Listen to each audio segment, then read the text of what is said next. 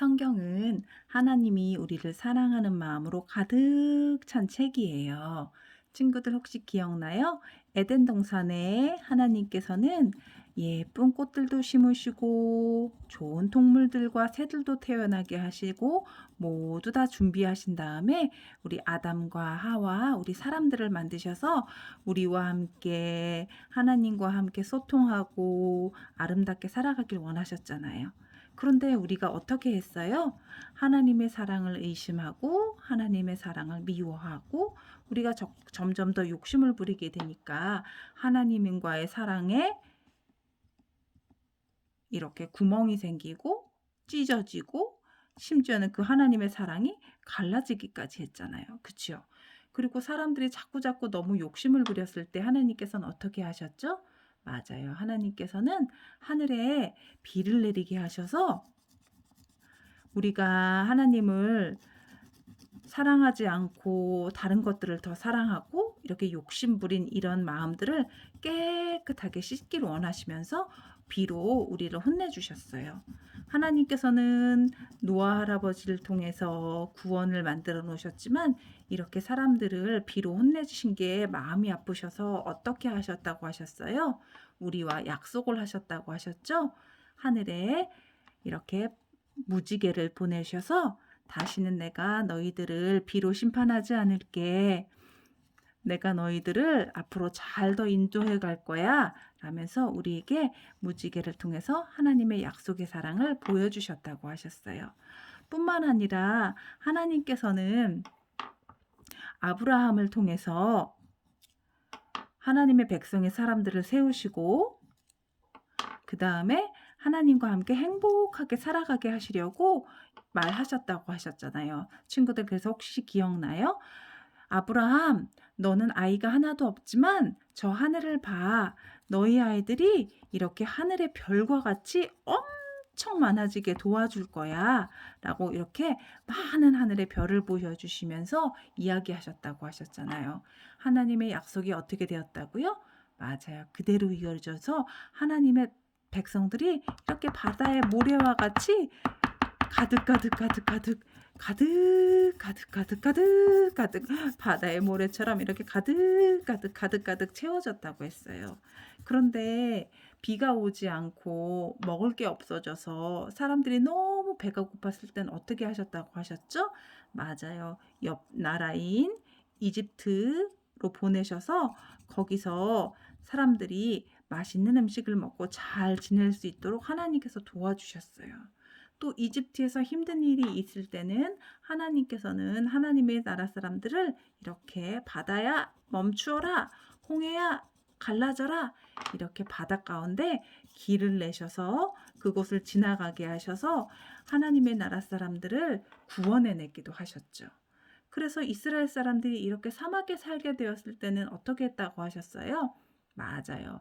매일매일 하나님께서는 밖에만 나가면 이렇게 맛있는 만나와 메추라기, 또 만나와 메추라기, 이렇게 음식을 보내주셔서 이런 것들을 먹고 잘 지낼 수 있도록 할 수 있도록 하나님께서 도와주셨다고 하셨어요. 또 약속의 땅인 가나안에는 포도송이가 얼마나 컸다고 했어요. 어른 아빠들이 한 송이를 들고 가기 힘들 만큼 커다란 포도송이가 나는 그러한 좋은 땅에 살 수 있도록 하나님께서 우리를 인도해 주셨다고 하셨어요. 그래서 우리가 하나님에 대한 사랑이 더 이렇게 하나님의 사랑이 더 커졌다고 했나요? 아니에요. 사람들은 하나님이 약속해 주신 가나안 땅에 들어가고 나서는 또 다시 하나님을 예배하지 않고 그 땅에 있는 하나님이 아닌 것들을 예배하고 사랑하는 마음이 생겨서 다시 하나님의 사랑을 이렇게 아프게 하고 찢어버리고 깨트려 보기로도 했어요. 친구들, 혹시 사무엘아, 사무엘아 이 생각 기억나요? 하나님께서는 하나님의 말씀을 대신 전할 수 있는 많은 선지자들을 보내어 주셔서 계속 우리에게 얘들아, 나는 그래도 너희들을 사랑한단다 하시면서 많은 사랑들을 보내어 주셨어요. 또 하나님께서는 사람들이 아니에요, 아니에요. 하나님 말고 우리는 왕도 필요해요. 이렇게 크라운 왕을 원했을 때 하나님께서는 사울을 세워주시고 다윗을 세워주셔서 이스라엘을 잘 인도해 가도록 했죠.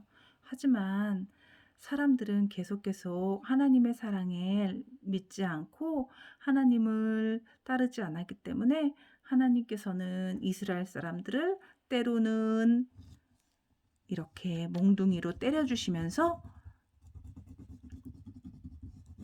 똑바로 하나님을 믿을 수 있도록 도와주시기도 하셨어요.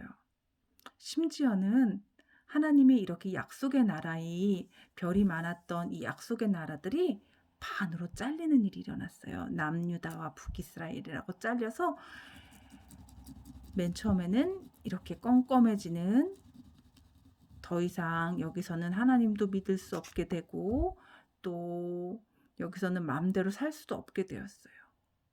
이렇게 점점 하나님을 우리가 사랑하지 않자 이 세상이, 이스라엘 사람들의 땅이 점점 깜깜해지기 시작했어요. 다른 나라 사람들이 쳐들어와서 맛있게 해놓은 밥이랑 열심히 갖고 놓은 과일들도 다 따가버리고, 그 다음에는 또 가족들도 다 잡아가 버리게 되고, 또 말도 이스라엘 언어가 아닌 다른 나라 말을 막 해야만 했죠. 이것 보세요. 그 아름답던 하나님께서 만드셨던 사랑과 동산들이 다 이렇게 깜깜해져 버리게 된 거예요. 이스라엘 사람들은 이제 너무너무 슬퍼서 하나님을 찾고 싶었지만 하나님을 찾을 수도 없었어요. 그때 하나님께서는 이 깜깜한 세상을 반짝반짝 비춰줄 수 있는 별과 같은 분을 보내주셨어요. 그 별과 같은 분이 요한이었냐고요? 아니에요.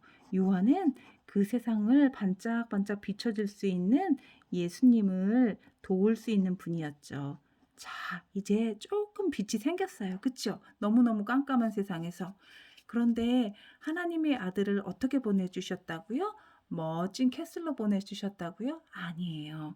하나님의 아들이셨지만 하나님께서는 겸손하게 아기 예수님을 이렇게 말이랑 소가 자고 있는 동물의 집으로 보내셨어요. 그 다음에 푹신푹신한 따뜻한 침대에서 아기 예수님이 태어나게 하셨다고요? 아니요, 그건 아니었잖아요. 아기 예수님은 이렇게 말이 밥 먹는 말 밥그릇인 말 구유에서 누이셨다고 하셨어요. 이렇게 오늘 같은 추운 겨울날 아기 예수님은 이렇게 말 밥그릇에 누워서 새근새근 주무시고 계셨지만, 아기 예수님이 이 세상에 오게 돼서 이 세상이 반짝반짝 빛나는 별처럼 이 세상이 점점 더 빛나기 시작했어요. 누구든지 그 예수님을 믿는 사람마다, 그 빛으로 나오는 사람마다 이 깜깜한 세상이 더 이상 아니고 반짝이는 세상에 살 수 있도록 하나님께서는 우리에게 구원의 길을 열어주셨죠. 친구들도 이렇게 깜깜한 세상을 비추어 주신 예수님처럼 우리 친구들도 예수님의 빛이 되어서 이 세상을 같이 비추어 봐요.